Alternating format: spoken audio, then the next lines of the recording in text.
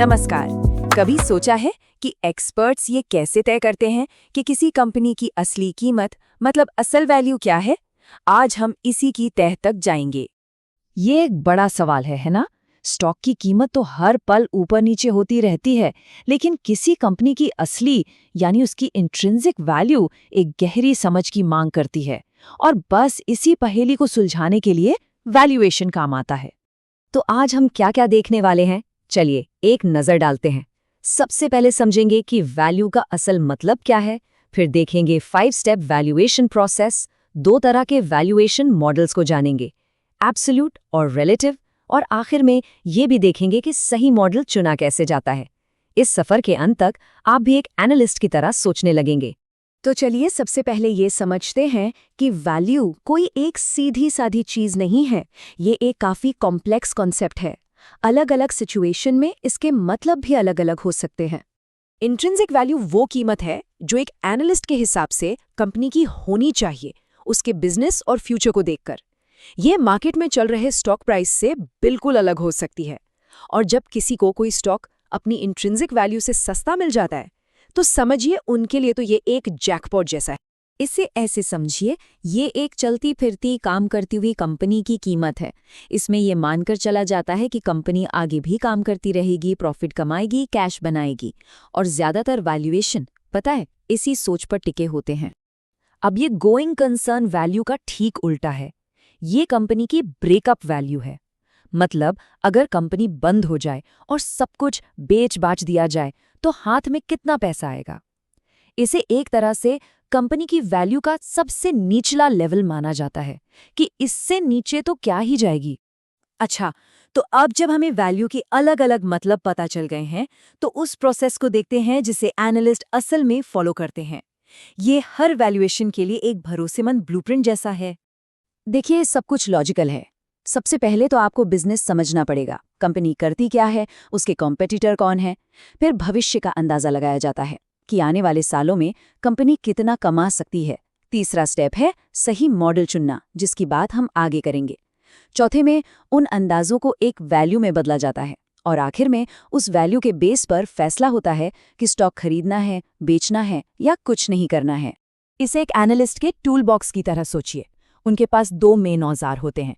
एक है absolute valuation, जिसमें कंपनी को अकेले में परखा जाता है, और दूसरा है रिलेटिव वैल्यूएशन, जिसमें उसकी तुलना उसके जैसी दूसरी कंपनियों से की जाती है। तो चलिए पहले वाले टूल को जरा करीब से देखते हैं। ये कुछ ऐसा है जैसे कंपनी को एक माइक्रोस्कोप के नीचे रख दिया हो और सिर्फ उसकी अपनी खूबियों और खामियों को देखा जा रहा हो। तो इन मॉडल्स का मेन मकसद क्या है? इनका मकसद है कंपनी के अंदर की चीजों को देखकर, जैसे उसका कैश फ्लो, उसका प्रॉफिट, उसके आधार पर उसकी एक ठोस कीमत निकालना, एक प्राइस टारगेट देना। इसमें इस बात से फर्क नहीं पड़ता कि बाजार में दूसरी कंपनियां क्या कर रही। ये कुछ फेमस एब्सोल्यूट मॉडल्स हैं। इनमें सबसे ज्यादा जाना माना है डिस्काउंटेड कैश फ्लो यानी DCF। इसका सिंपल आइडिया है कि कंपनी भविष्य में जितना भी कैश कमाएगी उसकी आज की तारीख में क्या वैल्यू है। फिर डिविडेंड डिस्काउंट मॉडल है जो डिविडेंड पर फोकस करता है, और एसेट बेस्ड वैल्यूएशन है जो कंपनी की जायदाद को देखता है। ये सब कंपनी को अकेले में तौलने के तरीके हैं।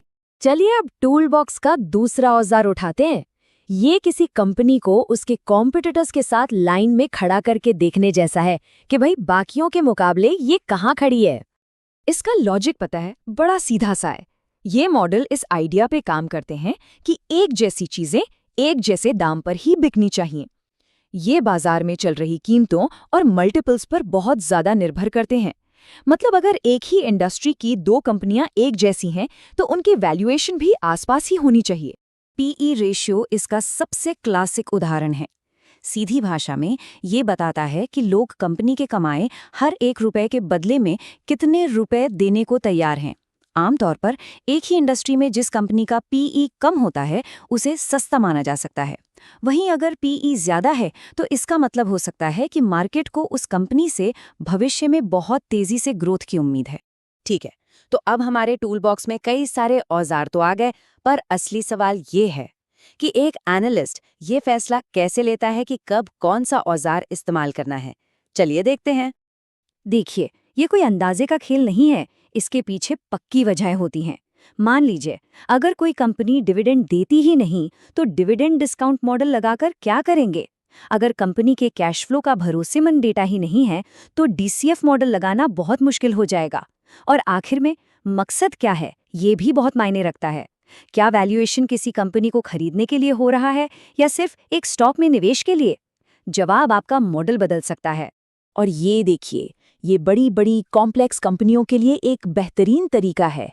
जैसे यहाँ दिख रहा है, एक कंपनी के अलग अलग बिजनेस जैसे इंजन प्रोडक्ट्स और इंडस्ट्रियल प्रोडक्ट्स दोनों का अलग अलग वैल्यूएशन किया गया और फिर सबको जोड़कर पूरी कंपनी की वैल्यू निकाली गई। इससे पता चलता है कि वैल्यूएशन कितना डिटेल्ड काम हो सकता है। तो आखिर में एक बड़ा सवाल बचता है, जिस पर हर एनालिस्ट सोचता है। वैल्यूएशन में नंबर्स और फॉर्मूले का विज्ञान तो है ही, लेकिन साथ ही भविष्य का अंदाजा लगाने और सही धारणाएं बनाने की कला भी है। इसका कोई एक सही जवाब नहीं है, और शायद यही बात इसे इतना दिलचस्प बनाती है। तो आज हमारे साथ इस सफर में शामिल होने के लिए बहुत बहुत शुक्रिया। उम्मीद है अब आपको कंपनी वैल्यूएशन की दुनिया की एक बेहतर और साफ तस्वीर मिली होगी। हमें आपके सुझावों का इंतजार रहेगा। अगली बार तक सीखते रहिए और सवाल पूछते रहिए।